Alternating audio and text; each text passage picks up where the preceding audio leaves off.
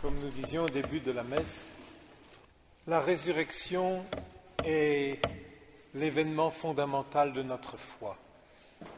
Mais nous risquons, et si nous croyons les statistiques qui disent qu'après 30% des pratiquants croient à la résurrection, il nous faut absolument nous arrêter sur ce qu'est la résurrection et essayer de vivre quotidiennement avec ce mystère qui est au fondement de notre foi, qui est au fondement de notre vie chrétienne.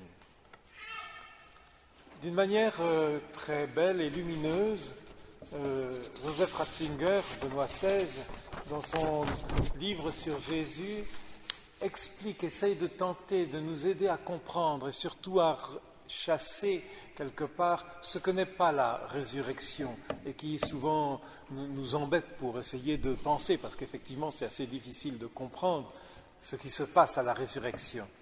Mais il insiste pour dire ce n'est pas comme la résurrection de Lazare, le retour à la vie biologique ordinaire et qui par la suite, suivant les lois, voudrait qu'il meure à nouveau. Ce n'est pas non plus un fantôme, comme indiquent les passages de l'Écriture, surtout en Saint Jean aussi, un esprit, ce qui voudrait dire que c'est quelqu'un qui revient du pays des morts. Ce n'est pas non plus une expérience mystique qu'ont vécu les apôtres à ce moment-là, qui serait une expérience mystique qu'on pourrait définir un peu comme un dépassement momentané du domaine de l'âme et de ses facultés perceptives. Non, avec la résurrection, il s'agit de quelque chose de totalement nouveau. Un événement qui fait partie de notre histoire, mais qui en même temps la fait éclater. Alors il essaye de prendre une analogie en disant c'est comme un saut qualitatif, quelque chose de nouveau. Et il rappelle, Benoît XVI, dans son passage, que pour bien comprendre, bien plus la matière elle-même est transformée en un nouveau genre de réalité. Désormais, avec son propre corps lui-même, l'homme Jésus appartient aussi et totalement à la sphère du divin et de l'éternel. Et il rapporte cette phrase de Tertullien, « L'esprit et le sang ont leur place en Dieu ». Même si l'homme, selon sa nature, est créé pour l'immortalité, le lieu où son âme immortelle trouve un espace n'existe que maintenant, et c'est dans cette corporéité que l'immortalité acquiert sa signification en tant que communion avec Dieu et avec l'humanité tout entière réconciliée. Cette phrase un petit peu difficile, je voudrais la reprendre avec notre texte des disciples d'Emmaüs, en faisant le lien aussi avec Emmaüs et voir ce qui se passe et comment cela est déterminant et comme cela donne comme le schéma de notre prière, de notre vie de relation à Dieu et comment il est invité cet événement d'Emmaüs et ces événements de la résurrection à alimenter et à transformer nos moments de prière. Ce qui est marquant dans ce texte, et on insiste beaucoup sur les disciples qui marchent et qui font route avec Jésus. On dit c'est ceux qui avaient marché avec Jésus, et puis on dit que Jésus s'approche et qu'il fait route. Et en effet, ce que nous voyons, c'est qu'en Jésus, Dieu se fait proche des hommes et qu'il va entrer dans nos histoires et qu'il va rendre vie à notre destin quotidien, qui va donner une toute autre dimension à notre quotidien. Prier, ce n'est pas passer dans un autre monde, ce n'est pas prendre d'autres, mais c'est laisser Jésus nous rejoindre sur la route. Et c'est important de voir, surtout chez Saint Luc que nous lisons aujourd'hui, la familiarité avec Jésus qui est comme constitutive de la réalité de la résurrection. Parce que si nous vivons de la résurrection, cela ne va pas dire que nous allons abandonner la simplicité des jours avec son bagage de hasard, d'incohérence, d'imprévu. Alors on voit les apôtres qui ont vécu, les apôtres, les deux disciples ici, Cléophas et Simon, qui ont vécu et qui ont entendu, les apôtres, qui ont entendu même ces événements de la résurrection, comme nous avons entendu le témoignage des apôtres, le témoignage dans l'Église des saints et de toute l'Église qui proclame que Jésus est ressuscité. Mais il termine, mais lui, ils ne l'ont pas vu, nous ne l'avons pas vu. Et ils insistent sur cette déception, comme souvent dans notre vie de prière, dans notre vie de relation à Dieu, nous pouvons à certains moments entrer dans des moments de déception, me dire, est-ce qu'il est bien là? Est-ce que notre vie, est-ce que ce mystère, il est bien au cœur de notre vie? Il faut regarder que Jésus écoute leur histoire.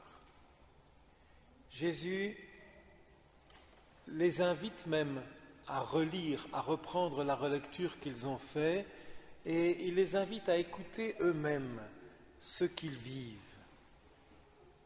Et il va manifester dans leur histoire, il manifeste dans la prière aussi, dans nos histoires, ce qu'on peut reconnaître quand on les a bien écoutés, et laisser voir comment le destin de Jésus, la vie de Jésus, comment les passages aussi qui éclairent cette vie de Jésus et cette marque de Dieu dans notre monde à travers les Bibles, les divers récits de la Bible. Et ici, Jésus fait cette anamnèse de l'Écriture et de leur histoire pour montrer comment, eh bien, il y a cette trace, cette présence de Dieu qui est dans la vie de tous les jours. Et Jésus va les inviter, va leur montrer par cette anamnèse, ce souvenir, ce repasser ce qu'il y a à découvrir, que le Seigneur, combien la présence de Dieu, combien cet accompagnement de la grâce, eh bien, est avec eux.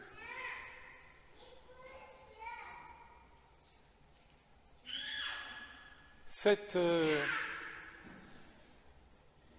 anamnèse, Jésus ne la fait pas que dans un discours,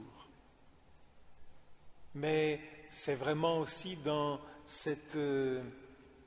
l'événement pascal que se dissipent tout à coup toutes les ombres de tout ce qui a été préparé, de ce qu'on voyait simplement en figure, comme va le dire l'Écriture. Mais c'est avec cette présence de Jésus. Et c'est là où c'est important, ce petit passage, ce moment auquel il nous faut faire attention. Quand ils arrivent, ils ont entendu Jésus parler, ils ont fait ce travail d'anamnèse, on pourrait dire le temps de prière qu'on prend, le temps de méditation que l'on prend, mais à ce moment-là, ils disent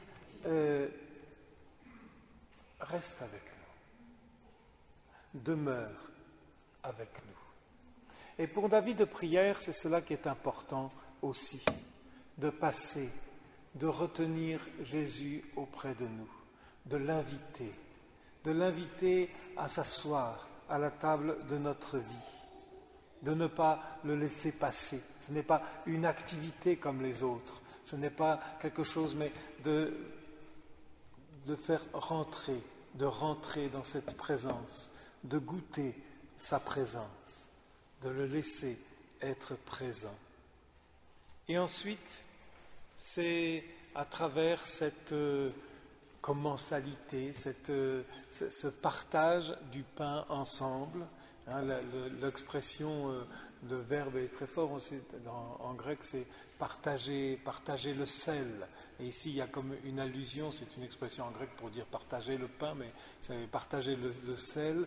Et il y a une allusion au sel qui est, comme on le voit dans l'Évangile, qui est le signe de ce qui ne se corrompt pas, ce qui va permettre de garder les aliments. Et cette alliance du sel, cette alliance perpétuelle qui continue, comme aussi ici un signe de la résurrection. Et c'est ce partage du pain qui va donner à nos vies d'être communion. Jésus s'attable avec nous. Et ainsi Jésus va pouvoir leur découvrir et nous découvrir que nous sommes en communion avec lui, en communion de destin avec lui, en reconnaissant dans sa vie, en reconnaissant dans sa passion combien il n'est pas étranger à nos vies, mais combien il vient jusque dans nos ténèbres pour y apporter sa lumière. Une chose importante, c'est qu'ils vont se rendre compte, dès qu'ils se rendent compte que c'est lui et qu'ils ouvrent les yeux, il disparaît. Il disparaît en tant qu'individu distinct, mais sa présence devient transparente dans ce qu'ils vivent. Il n'est plus un troisième personnage qui a pris place à table avec eux, mais il est passé dans leur vie, tellement enfoui quelque part qu'au début ils ne l'ont pas reconnu, mais il est là, vivant, sous les espèces et apparences du pain rompu, mais aussi sous les espèces et apparences de leur existence concrète. Et vous notez bien combien dans la messe on insiste beaucoup. Nous offrons le pain et le vin comme prémisse du corps du Christ, mais pour que nous devenions corps, pour que ce soyons nos vies concrètes qui sont offertes et qui rentrent dans cette présence et qui deviennent enveloppées dans cette vie qualitative nouvelle, comme disait Benoît XVI, ou plus exactement ontologiquement nouvelle, car c'est une nouvelle manière d'exister qui nous est donnée dans la résurrection, pour que nos vies concrètes touchent à ce qu'il y a d'éternel. Et il n'y a pas d'autre lieu pour l'éternel que notre chair, que ce que nous sommes. Voilà le travail de la prière. Voilà où elle nous conduit. Voilà le mystère qu'il s'y déroule.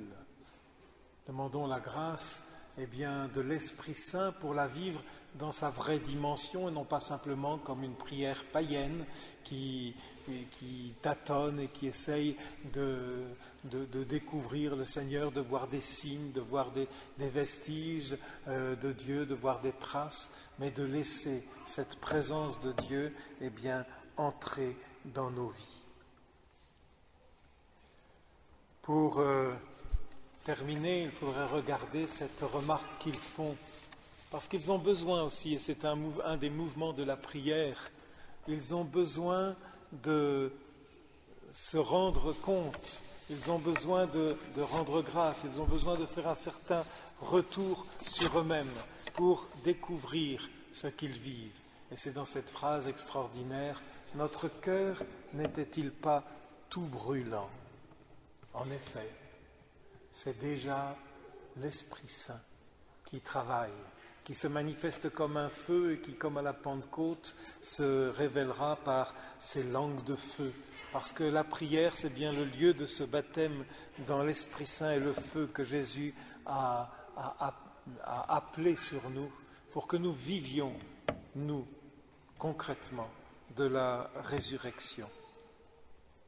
Et ensuite, il retourne directement pour témoigner, de témoigner avec force, avec courage. Ils marchaient, ils étaient découragés, ils étaient épuisés, ils allaient dormir à l'auberge le soir, et puis ni une ni deux, ils repartent. Ils sont pleins de cette force qui anime Pierre aussi dans le discours que nous entendions, ce Pierre craintif, ce Pierre qui était plein de questions, ce Pierre qui ne pouvait pas comprendre avec les apôtres, comme la question de Judas, qui est d'ailleurs celle qui a fait tomber tout le monde. Comment se fait-il que tu ne te révèles qu'à nous et non pas au monde, que ta présence est ta présence de Messie, ta présence de ressuscité, elle n'est pas évidente à tout le monde, et que ce soit pas... comment se fait-il ? Mais c'est dans cette entrée, dans cette reconnaissance, alors il découvre, je vous disais, cette force de l'Esprit Saint, cette force du témoignage. Et c'est aussi un des aspects de notre vie de prière. On le voit bien dans la structure de la messe. À la fin, ça passe presque inaperçu parce que c'est l'envoi, l'envoi en mission, aller dans la paix du Christ et proclamer et partager cette présence du ressuscité dans ce surgissement, il faut dire, du ressuscité dans nos quotidiens. demandons qu'en ce jour qui nous est donné, qu'en ce dimanche de prière, eh bien, nous rentrions dans cette dimension de la prière qui ne peut pas se comprendre sans ce mystère de la résurrection du Christ.